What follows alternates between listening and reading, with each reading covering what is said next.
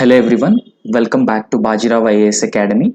So as part of our previous year's questions analysis, so today we will be taking up Jammu and Kashmir Administrative Services Mains Question Paper General Studies 2, right? So these questions are very similar to UPSC General Studies questions. So try to understand what is the demand of the question. We will also try and understand how we can make the structure of these questions. So how can we structure this particular questions so that when you approach a question, so you set to know that how can we exactly make a proper structure of the question. How can we structure the answer right from introduction up to conclusion. So this question is asked about good governance. Now good governance is a very important topic, and good governance as a topic which is very often being asked in general studies paper 2, uh, either in UPSC or also Jammu and Kashmir Administrative Services. Now good governance is a device is to devise instruments to ensure 100% delivery of welfare measures. So you very often come across the word doorstep delivery of services. Good governance ensures doorstep delivery of services. So it measures it directly to the intended beneficiaries. So those measures, the government policies, initiatives, and schemes, they are directly delivered at the a doorstep delivery of those measures and schemes to the intended beneficiaries. Now, in this context, we need to write the introduction. What is good governance? So, World Bank has defined good governance. Now, if you write such a brief and specific definition in the introduction, now it creates a very good impression. Now, first and foremost, we need to understand what are the fundamental principles of good governance. Now, good governance used to have 8 fundamental principles. So what are those principles? So these principles include right from participative governance. So people should be actively take part in the governance process. So that can also be considered as good governance. And ensuring rule of law, whether the government institutions, the organizations. So they ensure rule of law. So in line with Article 14 of the Indian Constitution. However, so the governance processes or decisions should also be transparent and accountable. Now, in good governance, transparency and accountability form the fundamental core, right? So, therefore, in order to ensure good governance, transparency and accountability are also very important. For example, Right to Information Act, social audit, are brought to ensure transparency and accountability in the administrative processes. Okay, so these are some of the instruments of good governance: RTI Act and social audit. Now, after that, the decisions which are being taken, they should be consensus oriented. So there should be a healthy consensus among all the stakeholders. Now, after that, the decisions and the policies should have effectiveness and also efficiency, and they should also have a equity and inclusiveness. So taking into consideration the concerns of all the sections of the society, or it also taking into consideration all the stakeholders which are part of a particular policy. And after that, good governance also involves responsiveness from the governance side or the administrative side. So all these principles together ensure or fulfill the aim of minimum government and maximum governance. So you very often come across this term minimum governance and minimum government and maximum uh, governance.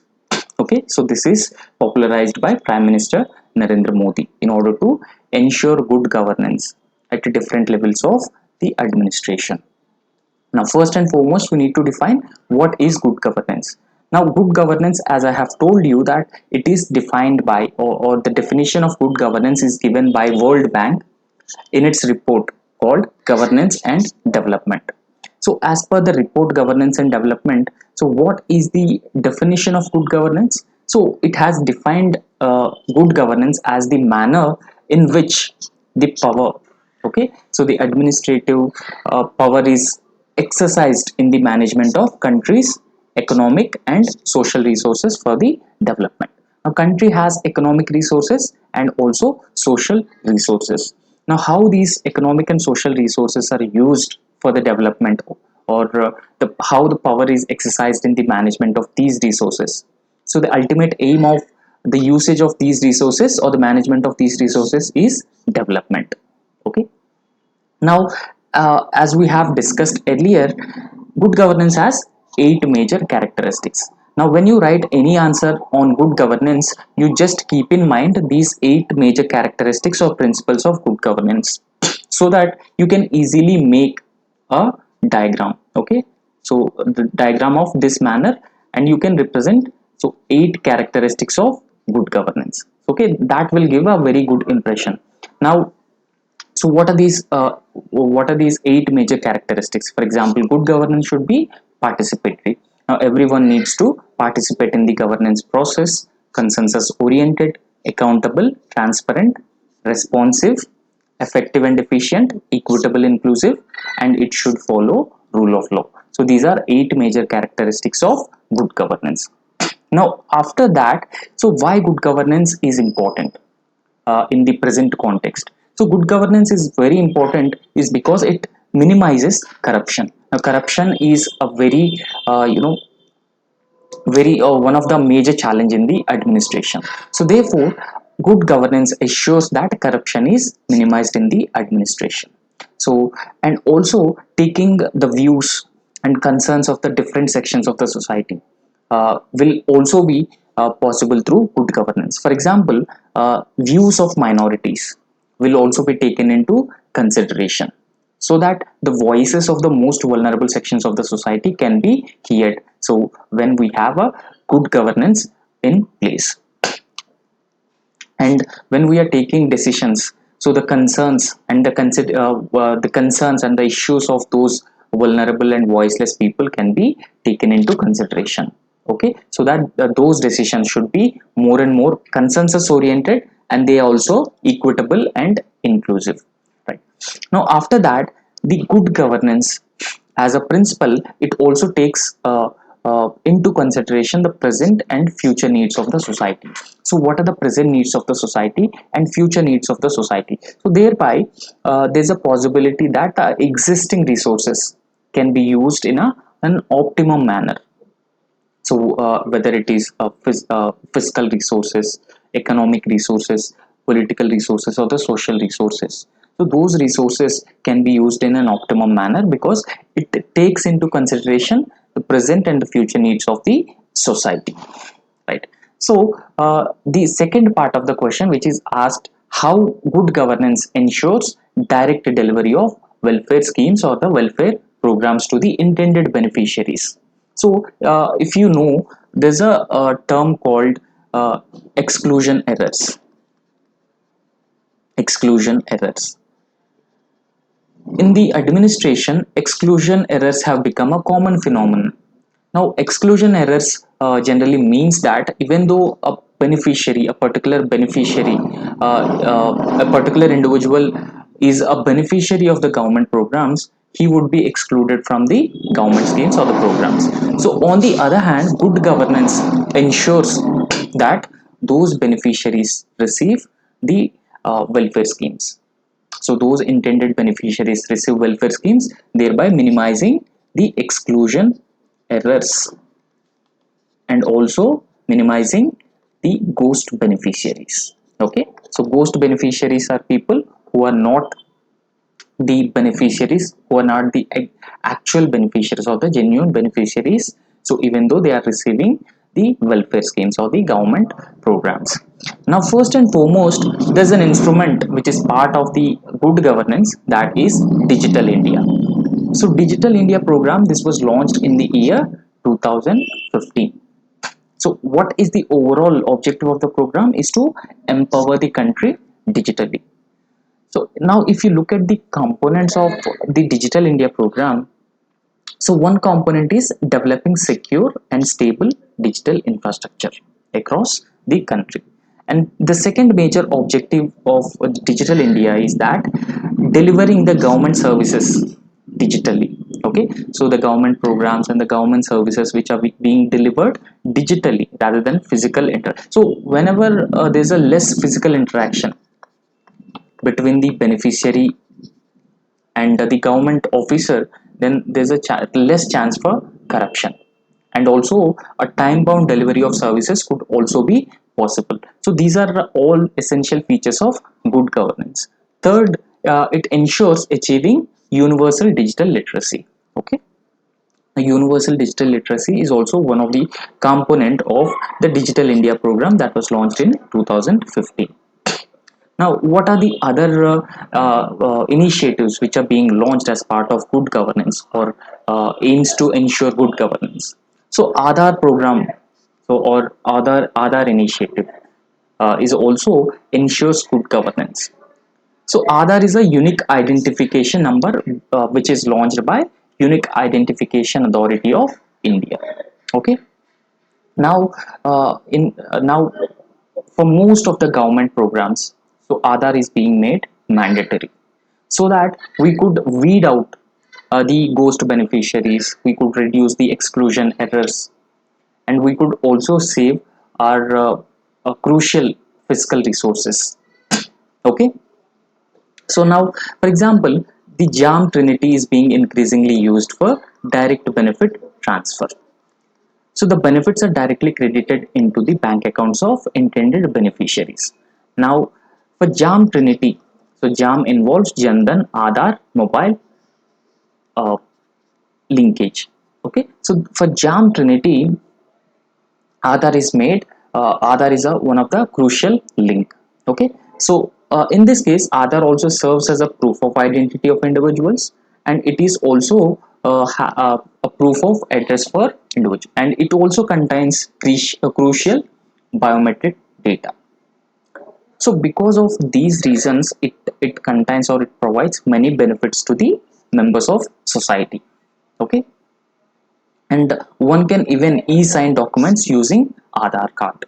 Now, in order to receive the benefits of the government programs, you must need mandatory right from the public distribution system up to the scholarships of the by the government.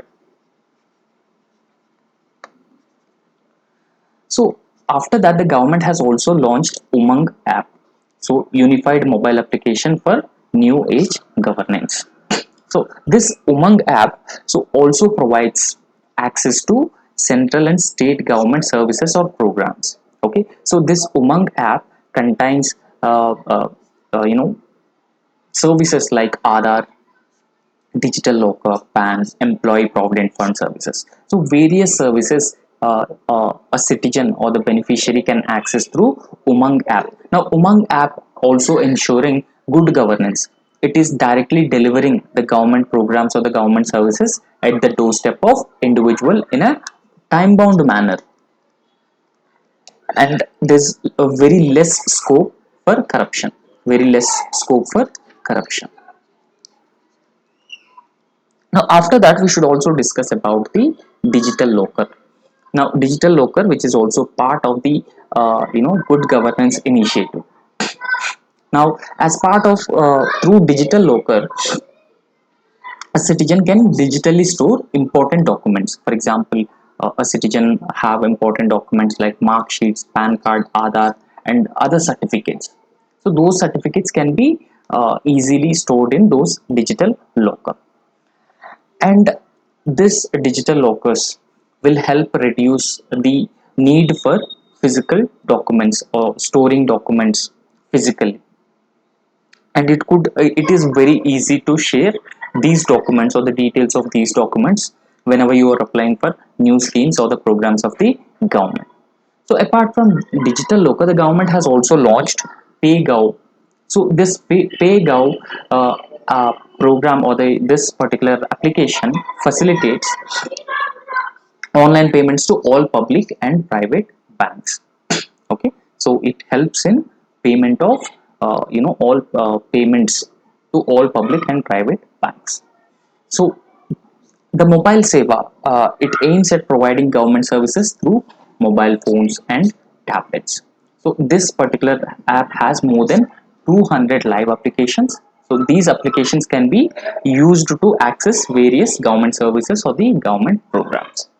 Now, computerization of land records is also part of the good governance initiatives. Now, earlier land records were not computerized, and farmers used to uh, uh, uh, reach out to the concerned departments and concerned revenue offices, and there's a also huge scope of corruption whenever farmers used to contact the nearby revenue officers. So therefore, when a computerization of land records is being made, these land records are being delivered to the farmers in a time bound manner. When farmers have access to these land records, then there's a possibility that farmers could access institutional credit. So apart from institutional credit, it could also significantly reduces the number of litigation on land. So why? Because computerization of land records ensure clear titles. So because of all these reasons, computerization of land records is a very important aspect in the good governance. Okay. Now landowners can get digital and updated copies of documents related to their land or the property. So these are the initiatives. Uh, these are the good governance initiatives through which the welfare schemes or the welfare programs are directly delivered at the doorsteps of the intended beneficiaries. So these are the very few initiatives. The government has launched several such initiatives as part of the good governance. Now, good governance and e-governance go hand in hand. Now, when you write conclusion for this answer, so you need to emphasize on the overall importance of the good governance. For example, in conclusion, you write about minimum government and maximum governance. So when you add such key terms in conclusion, it gives a very good impression, right? So make sure a conclusion is a brief, and you should also follow the word limit. So you can write about the overall significance and importance of good governance in the modern age of governance, and how it helps in achieving the goal of minimum government, maximum governance. So the next question, sorry, so we need to also discuss about the challenges which are being present in the good governance also. So what are the challenges in ensuring good governance? So first and foremost challenge in ensuring good governance is politicization of bureaucracy. So this is one of the most crucial problem, one of the most crucial challenge in the good governance, in ensuring good governance. Now, because of the politicization of the bureaucracy, now the bureaucrats more and more biased towards the politicians, or now the political dominance on bureaucracy goes unchallenged by the bureaucracy. So there's no independent bureaucracy. So decisions which are taken by the bureaucracy are heavily influenced by the politicians. And the other thing is that the political domination is very often go unchallenged by the bureaucracy. So, why the political dominance is unchallenged? Because they transfers, the plum postings that very often depend on politicians. So, because of these reasons and lack of independence, the political dominance is very often go unchallenged, and it has been because of this reason, good governance has been suffered. The second crucial challenge in this regard is lack of ethics and fairness. Now, people very often observe the governance initiatives or the administrative mechanisms, or the officers themselves lack ethics and fairness in the procedures. So, it is being felt by the people themselves, and lack of ethics and fairness will also hamper good governance. Now, after that, corruption. Now, corruption is one of the biggest hurdle in the economic development. Corruption very often undermines public trust and public confidence over the government processes. Now, if you look at the other challenges which have been hampering good governance, they include criminalization of politics. Now, criminals have been entering into politics. So, there were reports that around 43 percentage of MPs have criminal cases against them. There's also huge gender disparity, whether it is in administration, whether it is in the politics or the economic presence. So there's a huge gender disparity and gender inequality. And for example, it is being reflected in gender divide, digital divide in terms of male and female. So female do not have access to internet, mobile phones. So you can observe the gender disparity in wide variety of fields. Now after that, there's a huge delay in delivery of justice because of pendency of cases, and because of the vacancies of judges in various courts, and the governments have also not focusing on alternative dispute resolution. It is one of the most sustainable ways of resolving those issues or delivering justice in a speedy manner. And after that, the low levels of awareness about the rights and duties of the citizens. Now, citizens in our country have a very low awareness about their rights and their duties, and this is where exploitation of people starts, and corruption is also rooted in this specific issue. Since people have lack of or low levels of awareness about the rights and duties. And next aspect would be there's a rising gap between the urban and rural areas, whether in terms of infrastructure, whether it is in terms of delivery of welfare programs, benefits. So there has been a rising gap between the urban and rural areas. And after that, use of technology is also very critical in engendering good governance process. So, however, there's a lack of adequate skilled manpower within the administration, and lack of awareness about among the people. So, or emerged as a major challenges for ensuring good governance. So, even though this answer is very lengthy, so make sure you write this answer in just 150 words. So, as we have been discussing this in an exhaustive manner. So the next question which we are going to discuss is about the electoral politics or the elections. Now India is a functional democracy. So India is a functional democracy, and democracy in India is being sustained because of regular elections or the competitive elections which are taking place since independence. And we should not forget the role of Election Commission of India. So Election Commission of India played a very crucial role in ensuring competitive elections, and also make sure elections are free and fair as envisioned by the Constitution of India. So in this context, the question has been asking that the competitive elections are necessary precondition for the functioning of democracy, especially in the context of India, because India is known as the largest democracy in the world. Now, in this context, discuss the journey of India's electoral democracy. So, what is the journey of India's electoral democracy right from independence up to now?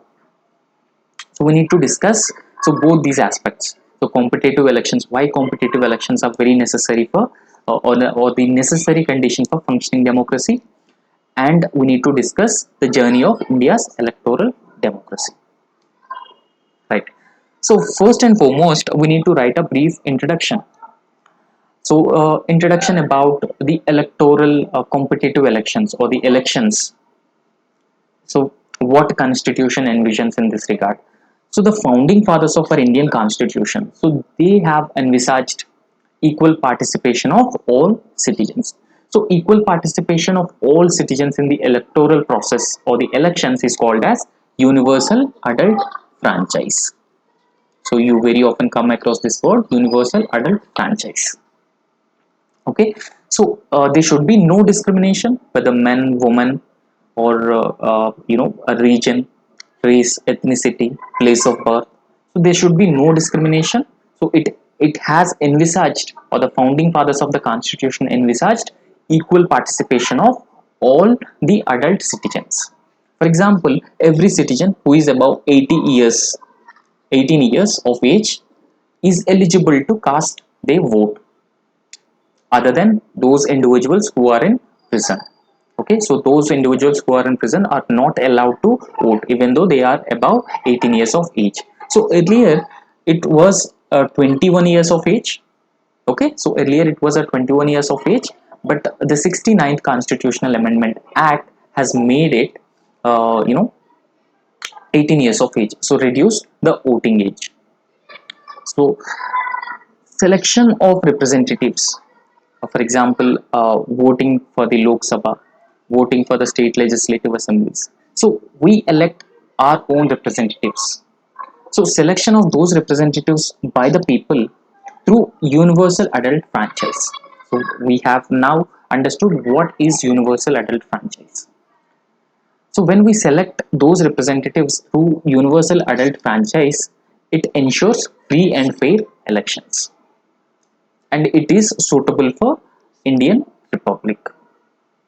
So if you look at the elections which are being held in India, elections are held for selection of representatives for Lok Sabha, Rajya Sabha, state legislative assemblies, legislative council, and even posts of president, vice president, local bodies, municipal corporation, Gram Sabha.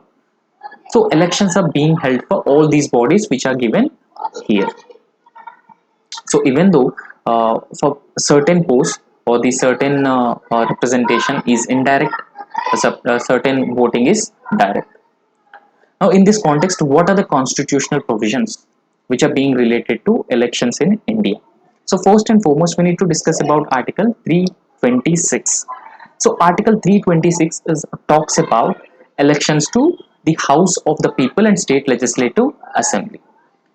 Now, if you understand the election procedure for the Lok Sabha and state legislative assemblies, the elections are being conducted by the Election Commission of India. The sole responsibility of conducting elections is with the Election Commission of India. Now, Article 326 talks about elections to these houses. And please also remember, the elections to these two houses conducted based on universal adult suffrage. So universal adult suffrage and universal adult franchise are same. So every individual or every citizen who is above 18 years of age is eligible to vote. So Article 324 of the Indian Constitution, so it talks about the Election Commission of India, the powers and the responsibilities of the Election Commission of India. So for example, the superintendence, direction and control of the election process and preparation of electoral rules and also conduct of elections is the responsibility of an independent election commission. So we have an independent election commission. So election commission conduct all these functions. So after that, there's an article 243K and 243 Jet A. So these articles are related to panchayats and municipal bodies. So at the local level. So these specific articles talks about the constitution of State Election Commission. Okay. So State Election Commission conducts elections to panchayats and also municipalities. Now after that, Article 328. So 328 talks about the powers of the state legislature with respect to conduct of elections to that particular legislature. Okay. So now we need to discuss the electoral, competitive elections. So why they are very important, particularly for a country like India. So why they are necessary for democracy, ensuring democracy, because it essentially gives power and voice to the people. So people every 5 years they choose a government, they choose their representatives. It essentially gives power to people. And secondly, it ensures free and fair elections.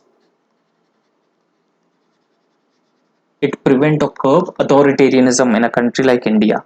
Okay, so it also prevent the majoritarianism and it also ensure representation to the minorities. Why the parliamentary form of government is chosen by the founding fathers of our constitution? Because it provides representation to weaker sections and minorities. So they could also get a due representation. So because of these reasons, elections, competitive elections are very important, because it essentially gives a say for the citizens in deciding who should govern them. However,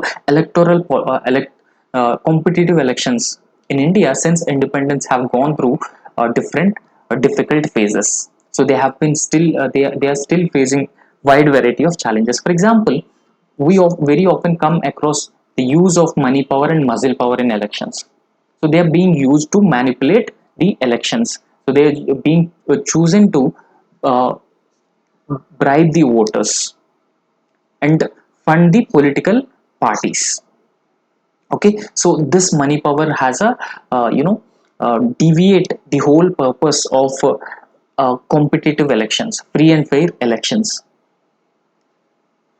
because through bribing voters they have been manipulating the minds of the voters. So the corrupt politicians entering into the government or the parliament, so the lawbreakers are becoming lawmakers. So the next major problem in the competitive elections is paid news. So paid news is often described as manipulation of the news to benefit a particular political party or a particular candidate. Okay, so it involves manipulation of the media through paid news and other means. So this is also a major challenge in the electoral, competitive elections. So we very often face the problem of criminalization of politics. Okay, so in last two decades, this problem of criminalization of politics has further intensified, further increased. The influence of criminals in the political arena has been showing a tremendous increase. So in fact, the Vora committee report has also outlined that there's a nexus between the criminal gangs, police, bureaucracy, and politicians. Okay, so there's a nexus which is being developed between these different groups: criminal gangs, police, bureaucracy, and politicians. And this is very clearly outlined by the Vora committee report. Now, political parties continues to put up criminals as candidates because criminals have a higher winning chances. Since criminals have a higher winning chances and they also very effectively use money and muscle power to win elections, the political parties continues to put these criminals, or they give these criminals seats. Okay, so because of these reasons, there's an increasing trend of criminalization of politics. So after this, there has been a misuse of caste and religion for electoral gains. So there's a trend of vote bank politics, polarizing and mobilizing voters on the basis of caste, religion, and community. So this is a major problem. So it is very often said that in India, people don't cast their vote. So rather they vote their caste. Okay.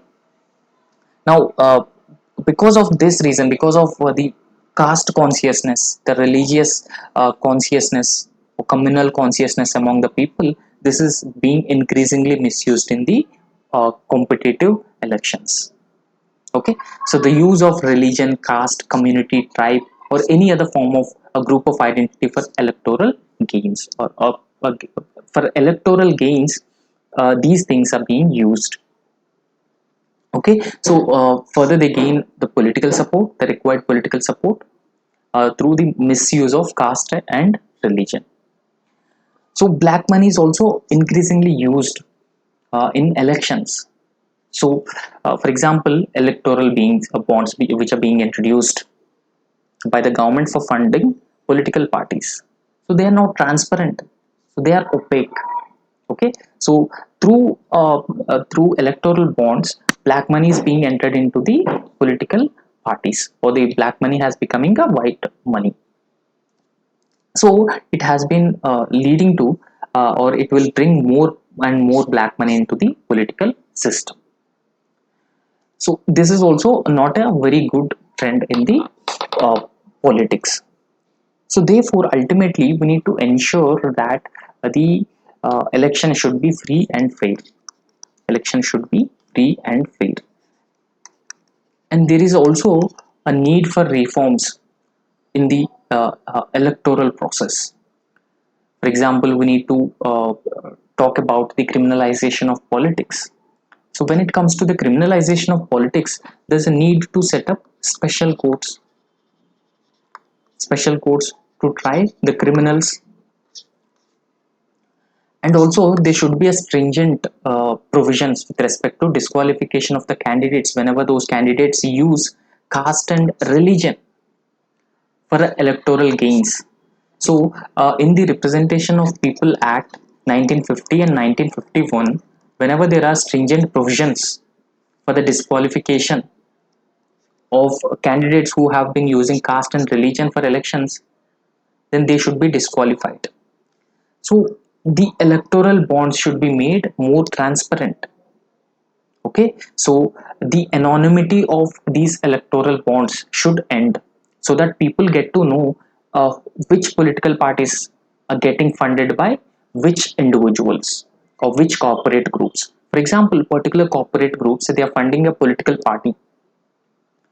So when they are increasingly funding one such political party, there's also chance that they manipulate, they influence the decisions which are taken by the political party in case if it is in power. So therefore, this anonymity and opaqueness of electoral bonds should end. So in the conclusion, as a electoral reforms, you need to write about these electoral reforms in order to ensure the competitive elections in India, so that the democracy can be strengthened, free and fair elections can be ensured, the voice to the people can be given. So in this way, you can conclude this answer. So the next question is about Indian judiciary. So when it comes to judiciary, we very often come across the word collegium system. Now, collegium system is an instrument which is being devised by the judiciary itself. The collegium system ensures appointment and transfer of judges. Appointment and transfer of judges. So it has a larger say over the appointment and transfer of judges. Now, in this context, the question has been asking that examine the importance of collegium system. So, in the light of Chief Justice of India D.Y. Chandrachud's comments that executive must show constitutional statesmanship and avoid public grandstanding. Now, if we look at the past, in 2014, government has passed 99th constitutional amendment. So this particular amendment has created National Judicial Appointments Commission for the appointment of judges. So however, the 99th constitutional amendment was declared unconstitutional by the Supreme Court because it is taking away the essential, the basic principle of judiciary, that is independence of the judiciary. So independence of the judiciary is part of the basic structure. So because of it is taking away the independence of the judiciary, and it involves the executive's role in appointing or deciding the judges. So it was declared unconstitutional. Now in this context, we need to write what is collegium system. So what is its importance? So how the collegium system has evolved over a period of time. So why executive must show the constitutional statesmanship and avoid public grandstanding. So please remember, this is just a 150 word answer. So you have to write in a brief way. So what is a collegium system? See, the collegium system is nowhere mentioned in the constitution, and collegium system was not, it was not the result of a legislation or the act of parliament. Rather, it is just a judicial innovation. Okay, so the judiciary itself has devised the collegium system. So it has no legislative sanction or the no constitutional sanction. So what is the role and responsibility of the collegium system? So this system is responsible for appointment and transfer of judges. Okay, so appointments to various high courts and appointments in Supreme Court, the collegium system usually recommend names of judges. So now we need to understand the evolution of the collegium system. This is very, very important. So how the collegium system has evolved over a period of time. So the first judges case. So in this case, earlier the Supreme Court has given primacy to the executive in the appointment of the judges. Okay, for example, so the Supreme Court has declared that primacy of the Chief Justice of India recommendation on judicial appointments and transfer can be refused by the executive on the cogent reasons. For example, the Chief Justice of India made recommendations to executive for the appointment of judges to the Supreme Court, and high courts can be refused on the cogent reasons by the executive. So thereby it has given primacy to the executive in judicial appointments. So this system was followed for the next 12 years. So however, in the year 1993 there was a second judge's case. So second judge's case completely reversed the judgment which is being given in the first judge's case. So in the first judge's case, so the Supreme Court has given primacy to the executive, but on the other hand, in the second judge's case, the collegium system was devised. An institutional mechanism was set up for the appointment of judges. So it has introduced the collegium system, and holding that consultation really meant for concurrence. Okay, so therefore in this context the Chief Justice of India's concurrence is very, very important for the appointment and transfer of judges for the Supreme Court and high courts. Now after that, the second judge's case has also added that it was not the Chief Justice of India's individual opinion. Okay, so not just only Chief Justice of India, but there should be an institutional opinion in the form of collegium system. So where it also contains two senior most judges along with the Chief Justice of India in the Supreme Court. So they will ultimately decide the appointment and transfer, and they recommend the names to the executive. So however, in third judge's case, that is in the 1998, the Supreme Court further increased the number of members in the collegium system. Okay, the Supreme Court, with on the President's reference with respect to Article 143, has expanded the collegium, the number of people who are part of the number of judges who are part of the collegium system to 5. Okay, so it has made a 5-member body, and it comprising of Chief Justice of India and 4 of his senior most colleagues. Now in this context, what is the need for collegium system? So what is the importance of collegium system? Now collegium system usually reduces or prevents the political interference in the appointment of judges.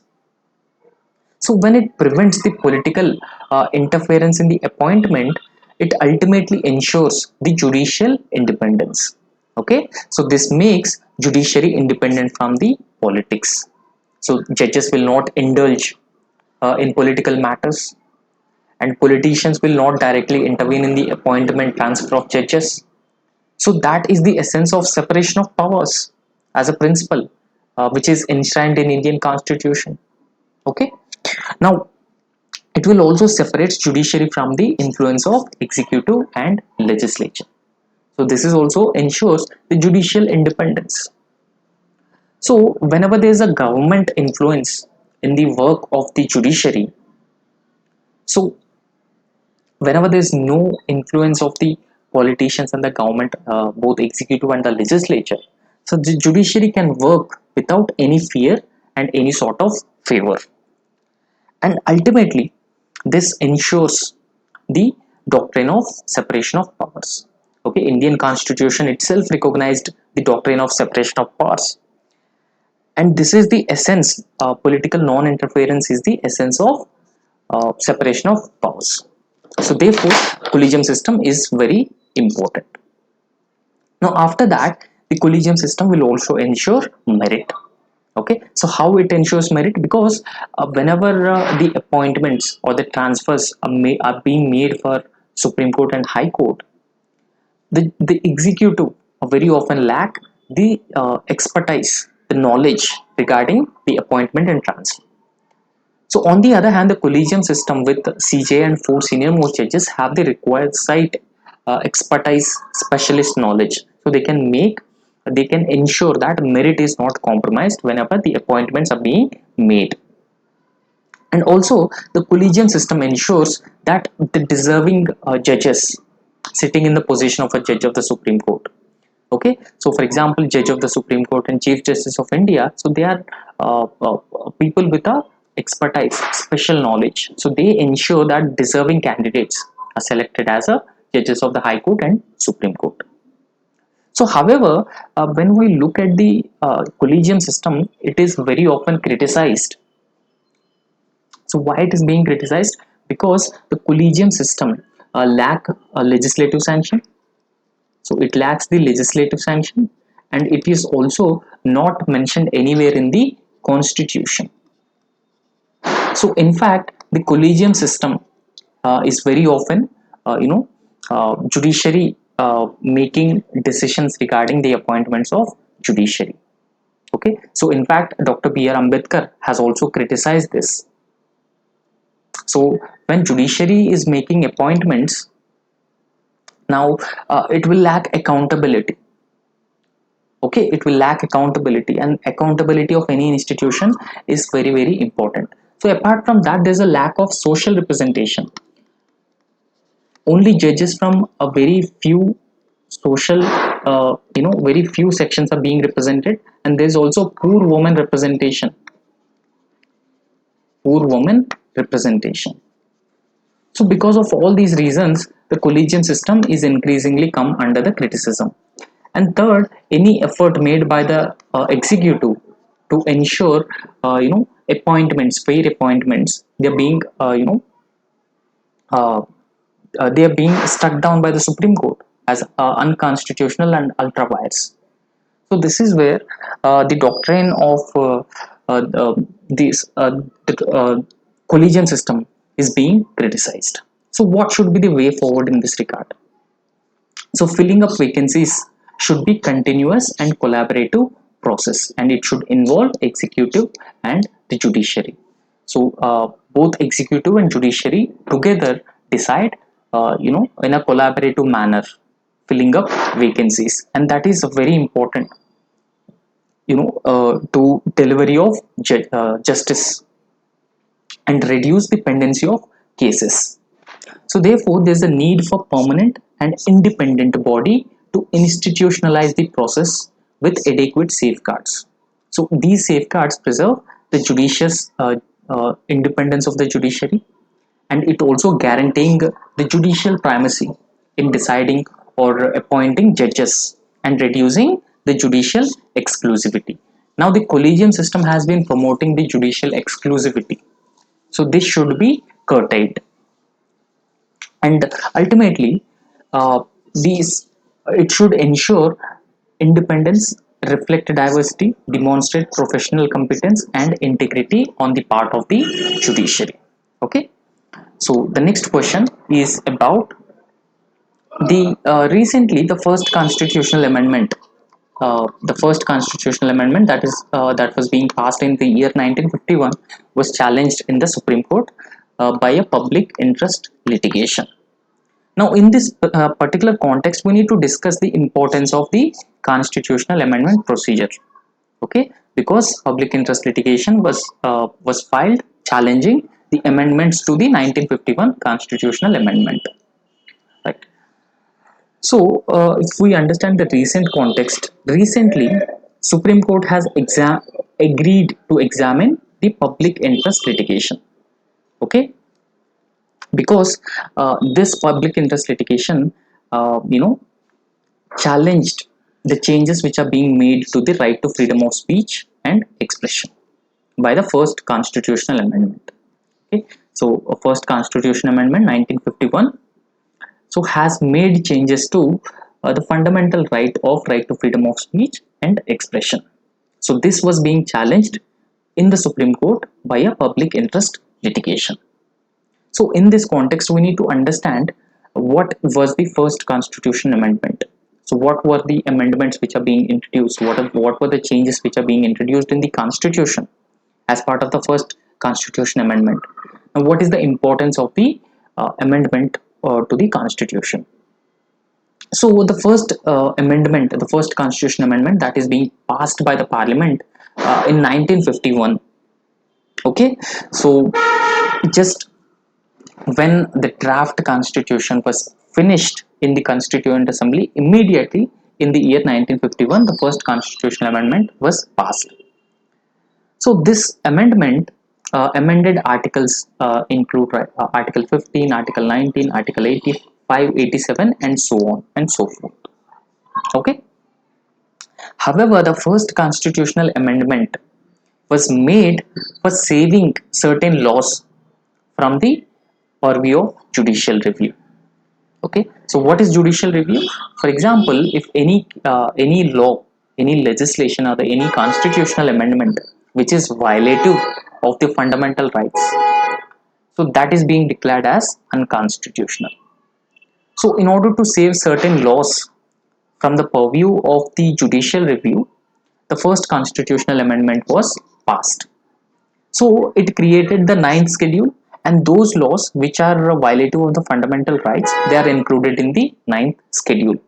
So for example, to protect the land reforms and other laws which are included in it, to protect it from the judicial review.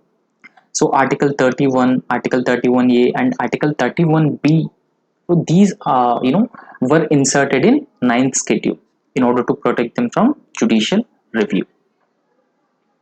So however, what is the importance of the amendment to the constitution?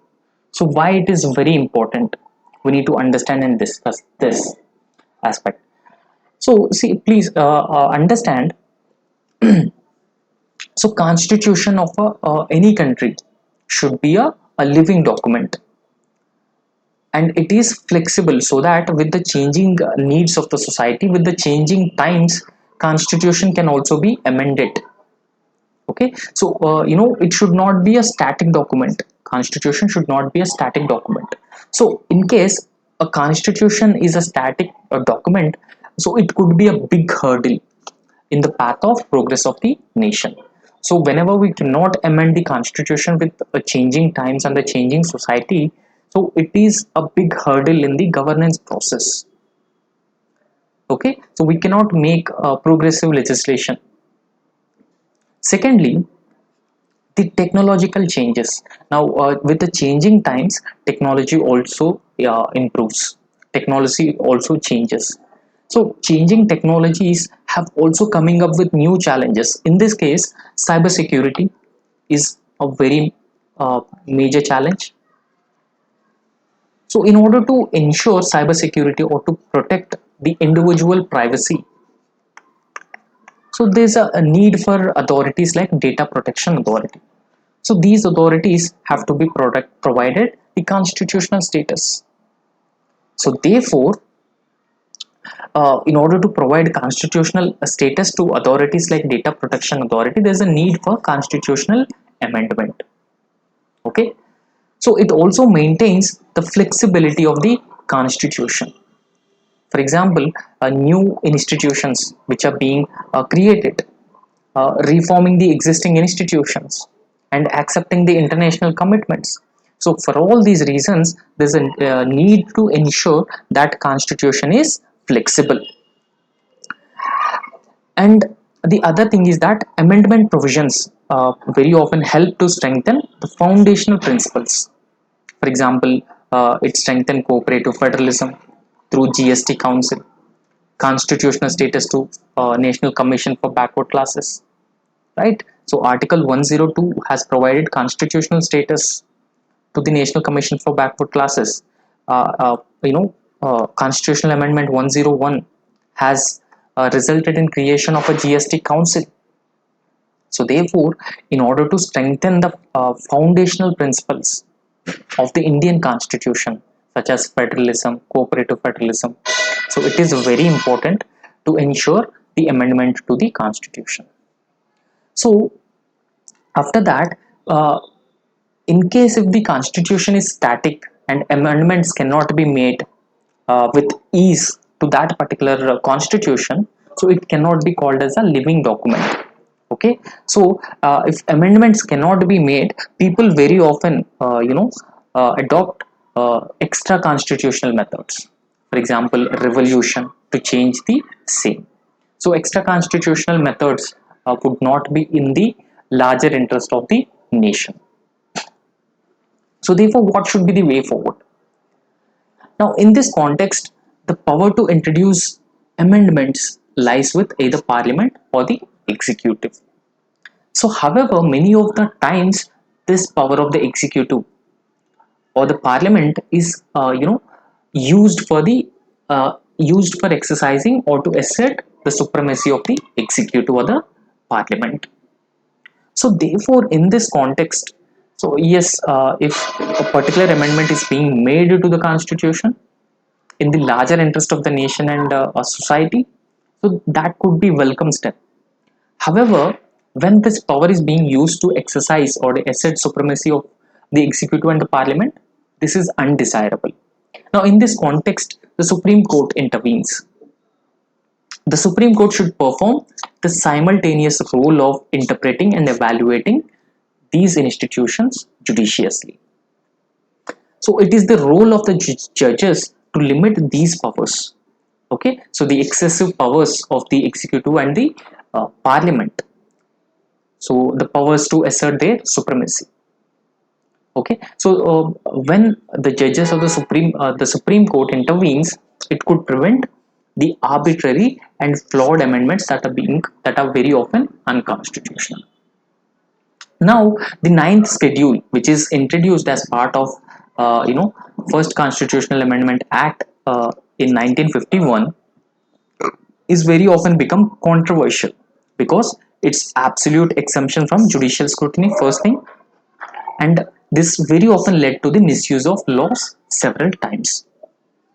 So therefore, in this context, so whatever public interest litigation has been filed on the first Constitutional Amendment Act, and also the Supreme Court acceptance to hear the pleas, so it can be considered as a positive approach to revisit the amendment to rectify the existing shortcomings. So this is how you can give a brief way forward. So this is all for today, and in the next lecture we will discuss a few more questions. Okay, so please like the video and also subscribe to our YouTube channel. So thank you.